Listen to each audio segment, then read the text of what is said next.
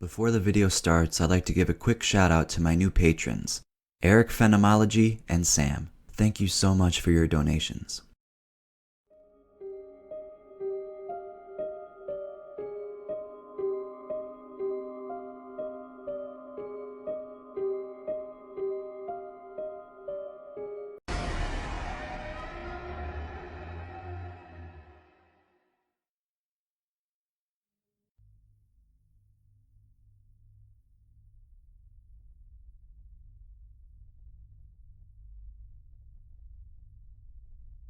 This isn't so much of my experience as it is of somebody else's, which I learned from and feel that others can too. I've been using ketamine roughly once a week for about the past year, and considering its effects, me and my friends normally use it after a night out when we have returned home. This unfortunately meant that because we had been out, we had usually used some other drug whilst we were in the club. Everybody knows the warnings about mixing drugs, but it is very rare that anybody pays any attention to them. Me being one of those people. One of the more specific warnings is not to mix ketamine and alcohol. I'm not entirely sure why, but I know it has something to do with them both having depressant effects. This, again, is a warning that is regularly avoided amongst me and my friends. We'd go to the pub, have a few drinks, and then go home and do ketamine. Last night, it was my friend's birthday. Him and a group of his friends went to a club, got completely pissed, and then went back to a house party. At this party, they did ketamine. I don't know if all of them did, but my friend definitely did. Because when somebody came downstairs in the morning, he was dead. I don't yet know what happened for definite, but the impression I gathered was that he had K-holed whilst being drunk, had a fit, and choked on his tongue. He was 29 years old. I don't really know why I'm submitting this message. I'm not telling people I think they shouldn't take drugs because I'll openly admit that I will most likely take ketamine again. And yes, I will most likely mix it with small amounts of alcohol at some point. However, I am now much more aware of the fact that these warnings are there for a reason and not just an attempt to put people off taking drugs. What happened this morning to my friend proves that mixing ketamine and alcohol is really dangerous. I'm not preaching, but this experience has made me wonder what will it take for those dangers to really hit home to me. The person who died this morning could easily have been me, considering the states I've gotten myself into sometimes, and I imagine that the only time I'll really learn is when something happens to me. I can't really think of a conclusion to this post except I'm trying to warn people that the warnings we see nearly everywhere are real and that it does happen. Unfortunately, it's too late for my friend. But I hope that this will make people more careful, because I know that I am certainly more aware of the dangers of mixing these two drugs.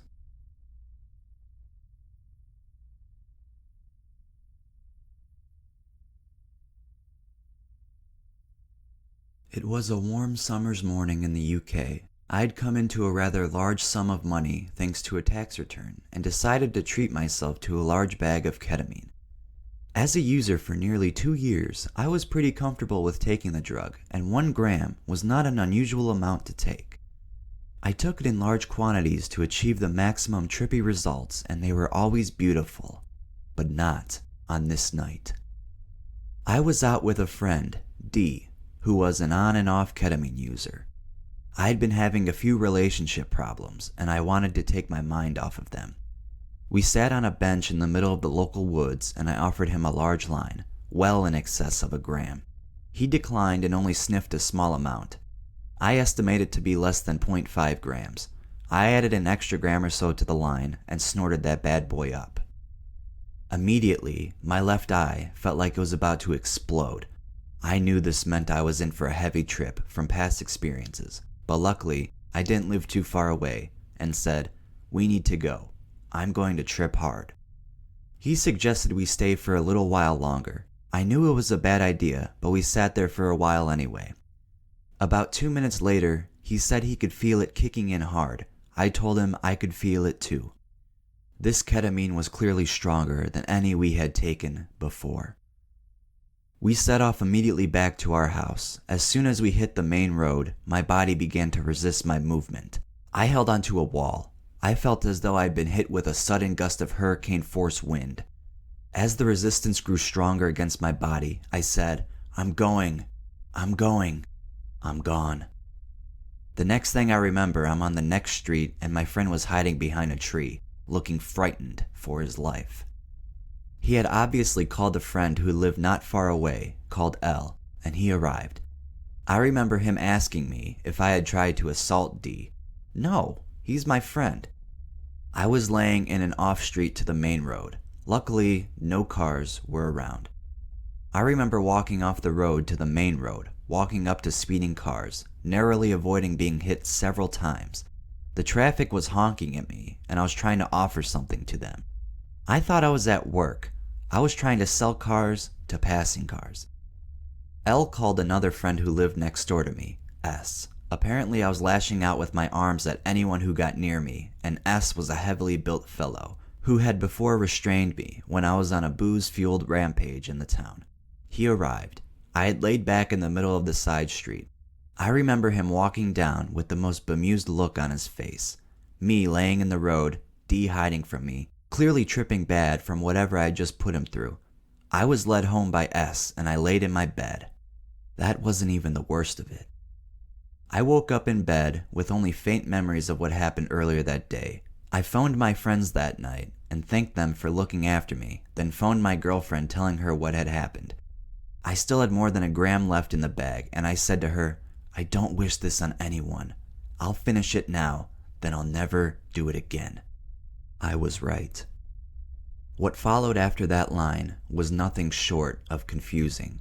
All I remember was being on the phone to her sometime later. I looked over to my bedroom door to see a policeman and woman and paramedics standing at my doorway. This was no trip. This was real. I put the phone down and greeted them. The policewoman spoke to me. My family had left the house and called them. Apparently I had walked through the living room, shouting gibberish and swinging my arms around. I had no idea of this. I was led out to a waiting ambulance and I walked cautiously around it. They asked me to get in. The policewoman accompanied me. I apologized profusely throughout the whole journey. I assured them I needed sleep and that I would be okay. I spent some time at the hospital. They didn't treat me, nor did I deserve it. My mom took me home. Since then, I have stayed away from any drug. I now live with my girlfriend and have a great job. I never went back to the darkness again. I was done.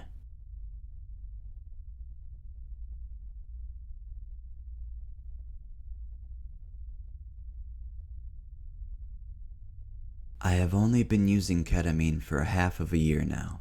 I used to hate it before and barf or K-hole off of 200 milligram doses.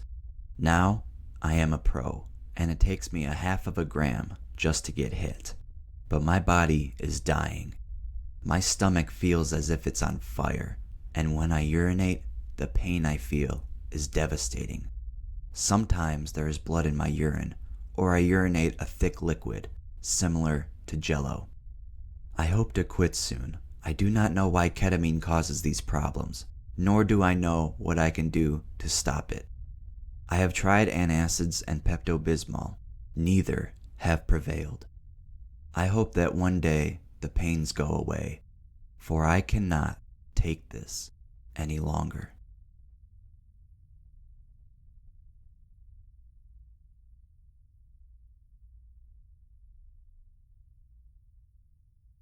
It's about 5:30 and I'm getting the house ready for my mush. I can't fucking believe it. My TV broke and my stereo hardly works. I cleaned and vacuumed the basement and I got everything ready to make tea. I think I'll make tea with my shake, about 2 to 3, and then eat the rest, about 5 to 6. Ashley should be over right away, so I'm gonna go. I'll probably come back during the trip and try to make some notes. It's the next morning now. Things went horribly bad, I think. I can't even write about it because nothing makes sense. I remember things getting weird after the K. I never went into the hole, so I remember. But Brad and Ashley, fuck, I've never been so confused. It all started about 5 to 6 minutes after I did the K. First, the light on my ceiling went all oily and looked like it was melting, but everyone else saw it too. We got kinda scared, so I got up and touched it, and it went back to normal. Then I looked at the ground, and Brad's keys were melting into the floor. I thought this was just me seeing this, but when I pointed it out, everyone was like, "Holy shit!" That's when time started freezing. It would freeze, and we would all just stop and look at each other. We all went upstairs, where things continued to intensify. Time was winding down backwards, and it seemed as if we were in a time loop. I started getting really panicky, and everything started going black. At this point, I thought I was dead, and everything was revolving around me. It was like the universe was waiting for that single moment to come and fuck with me. I can't really remember the details, but I was in my house with Brad and Ashley, but we weren't who we were anymore. It was like we had gone beyond our human form. Things kept repeating themselves, and we started to grow distressed. We were all in a time loop, and things were getting scarier and scarier. I don't even know if this really happened. We kept reassuring each other, but we weren't who we were. Ashley started freaking out and said there was something on her leg. She ran into the kitchen and pulled up her pant leg. I couldn't see what was wrong with her, but her eyes were starting to really scare me. It was like existence had melted away, and we were trapped in here, doomed to repeat these scenes over and over again for eternity. The same horrifying scene of me dying kept repeating itself, and I ended up in my room screaming at the top of my lungs that I didn't want to die. I needed to leave my house for some reason. I think this is where I started to realize that I had gone to hell. The next thing I remember was walking down my street, and things kept changing. At this point, I thought I was dead. Next thing I know, I'm at a park about 5 to 6 blocks away, and there were like 6 kids there. I sorta went up to them, and they started making reference to my life. They asked me if I go to Vic, which I do. Then, I was in the parking lot to the mall, like 12 blocks away, and the universe was unwinding, so to speak. I wasn't human at this point. My face was melting away, and I knew I wasn't me anymore. Things would change as my will would command, and I began to realize that I had actually died. Everything I had ever known was melting backwards in a time loop. I would go from bliss, to questioning, to fear, to hell, to reassurance, then back again. Nothing is clear right now, and this is almost impossible to put into words. The next thing I remember, I was in a street about a block away from the mall, and I could see the top of it and these 2 flags that were never there before. Things were slowing down and weren't as chaotic as before, but a native man wearing a wrestling shirt came up to me and started asking me questions. He was talking backwards, but I understood him. He seemed to know who I was and where I came from. He asked me what I had taken and kinda tried to joke with me, but I did not respond. I laid back on the grass and looked to the stars. Everything kept going from black to light, but I knew it was heaven and hell. The trees around me would shrivel and die, then they would grow back greener than before. Then 3 people came out of the house next to me and motioned for me to go over to them. There were 2 men. One was the native man, but he was white now and in different clothes, and then an older lady. The men asked me if I knew the lady, and I stood and looked at her. She was smiling, and I thought she was an angel, or God. I knew I was dead, actually dead, not just an NDE from the K, and I knew that there is no traditional hell, so to speak, just a never-ending time loop to torment me for eternity. One of the men started whispering to the other while I was looking at the lady, and I knew everything they were saying and going to say. I could have finished their sentences, but I just kept quiet for the time being. The whole trip was guided by something, and I knew everything that was going to be said or happen. The 2 men talked for a while, and then the one told the other to take me home. He started walking towards his minivan and motioned me to follow. I got in, and he started asking me questions. He said, "So what have you been doing tonight? Acid? Mushrooms?" I answered, "Have you ever heard of ketamine?"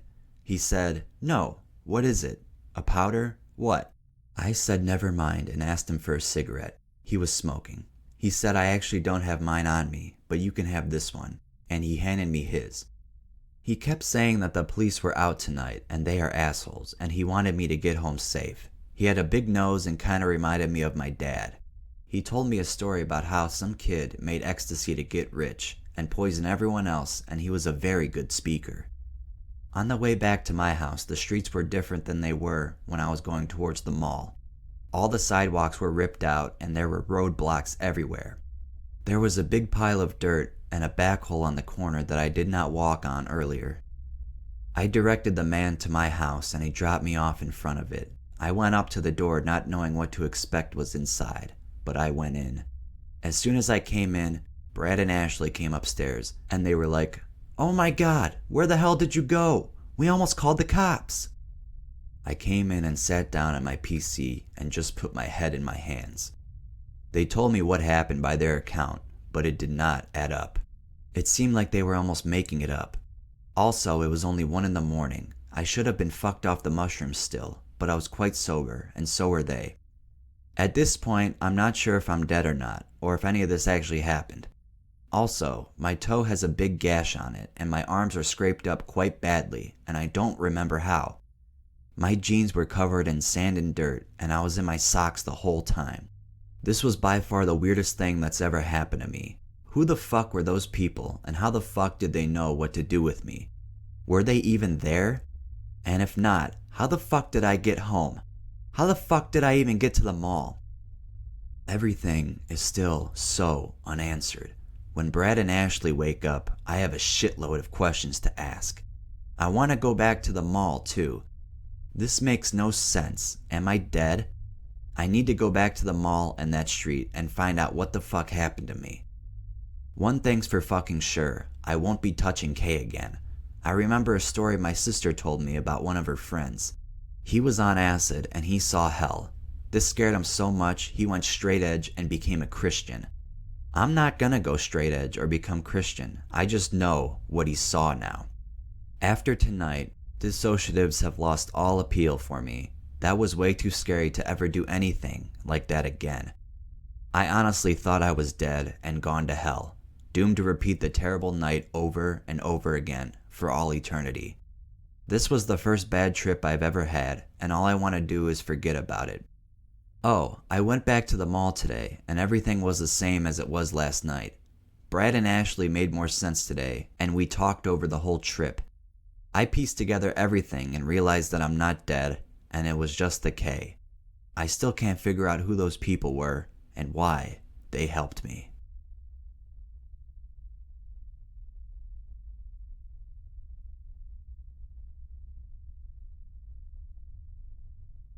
Now, being a fairly logical person, I should have perhaps realized that submitting to a challenge and putting a rolled up banknote in a fairly large bag of ketamine and proceeding to take a huge deep breath in through my nose was not the best of ideas.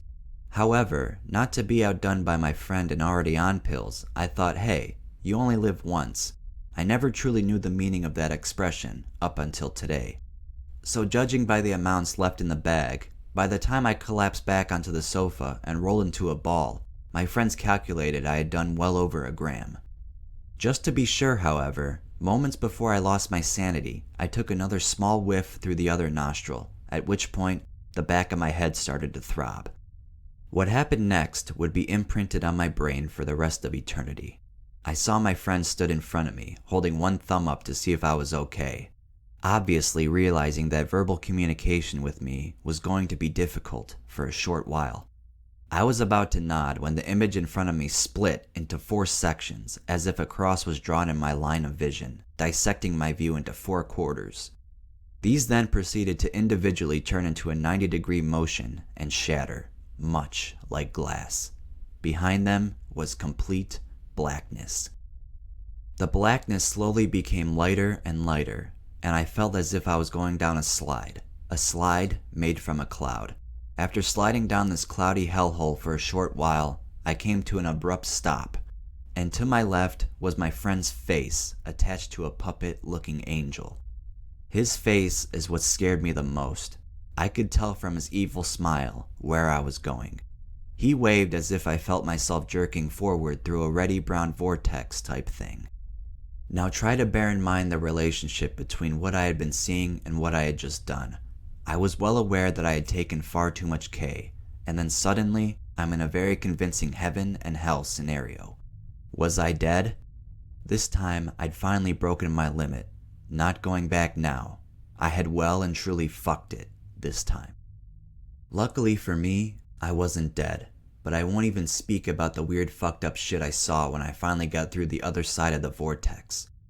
All in all, it was an experience, I guess, one which I won't hastily retry.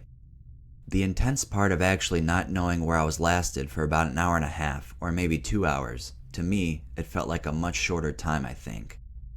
The thing I found most interesting and highly amusing is the coming back to reality. It's almost as if I was transgressing various different planes of fuckedness, with slowly each one making slightly more sense and having less weird shizzle in it, until at some point I ended up reaching the final plane. Us. Here now.